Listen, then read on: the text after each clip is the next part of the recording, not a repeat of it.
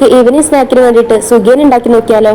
അതിന് വേണ്ടിയിട്ട് 4 മണിക്കൂർ കുതിർത്ത് വെച്ച ചെറുപയറിലേക്ക് കുറച്ച് വെള്ളവും ആവശ്യത്തിന് ഉപ്പും ചേർത്തിട്ട് 2 വിസിലിന് വേവിച്ചെടുക്കുക. ഇതിലേക്ക് ഒരു പിടി തേങ്ങ, പിന്നെ ശർക്കര പാനിയാക്കിയിട്ട് അത് അരിച്ചിട്ട് വേണം ഒഴിക്കാൻ. പിന്നെ അതിലേക്ക് ചെറിയ ജീരകം, പഞ്ചസാര, ഏലക്ക ഇത് 3 കൂടി ഇട്ടിട്ട് പൊടിച്ചിട്ടുള്ള പൗഡർ കൂടി ചേർത്ത് നന്നായി മിക്സ് ചെയ്ത് മാറ്റി വെക്കുക. പിന്നെ ഈ സ്നാക്ക് ഉണ്ടാക്കുമ്പോൾ നിങ്ങൾക്ക് ഇഷ്ടത്തിനനുസരിച്ച് മധുരം ചേർക്കാട്ടോ. ശർക്കരയാണ് ചേർക്കേണ്ടത്. പിന്നെ ഇത് ഒരുപാട് കുഴഞ്ഞു പോകണ്ട, നമുക്കിത് ഉരുളകളാക്കി എടുക്കാനുള്ളതാണ്.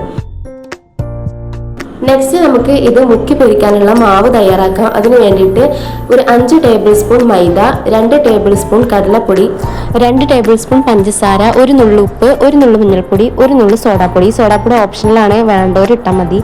അത് ഇട്ട് കഴിഞ്ഞാൽ നമ്മൾ ഈ മാവ് നന്നായിട്ട് വീർത്ത് വരും. എന്നിട്ട് ഇതിലേക്ക് ആവശ്യത്തിന് വെള്ളം കൂടി ചേർത്ത് ഒരു ദോശമാവിൻ്റെ പരുവത്തിൽ കലക്കി വെക്കുക.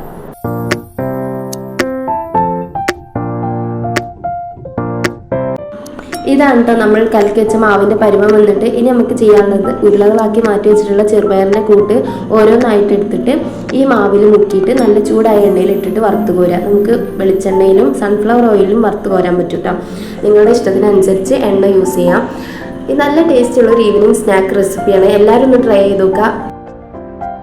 അപ്പോൾ ഇതാട്ടോ നമ്മൾ തയ്യാറാക്കിയ സുഖിയൻ. നല്ല ടേസ്റ്റ് ഉണ്ടായിരുന്നു. നിങ്ങളെല്ലാവരും ഒന്ന് ട്രൈ ചെയ്ത് നോക്കുക, എന്നിട്ട് ഫീഡ്ബാക്ക് അറിയിക്കുക. അപ്പോൾ അടുത്ത വീഡിയോയിൽ കാണാം. ബൈ.